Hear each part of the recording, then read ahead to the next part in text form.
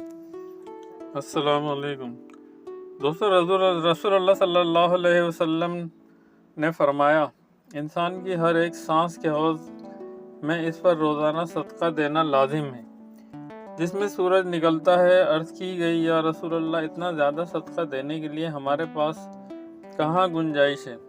रसूल अल्लाह सल्लल्लाहु अलैहि वसल्लम ने फरमाया कि भलाई के दरवाजे ज़्यादा हैं। सुबहान अल्लाह कहना, अल्हम्दुलिल्लाह कहना, अल्लाहु अकबर कहना, ला इलाहा इल्लल्लाह पढ़ना, नेकी का हुक्म देना, बुराई से मना करना, तकलीफदा चीज़ को रास्ते से हटा देना, बहरे शख्स को बात समझा देना, नाबीना शख्स की रहनुमाई कर देना, किसी काम के सिलसिले में रहनुमाई मांगने वाले की रहनुमाई कर देना, अपनी टांगों की मजबूती की वजह से मदद मांगने वाले परेशान हाल के लिए कोशिश करना, अपने बाजुओं की मजबूती की वजह से कमज़ोर शख्स के लिए वज़न उठा देना, ये सब तुम्हारी तरफ से तुम्हारे नफ्स के लिए सदका है।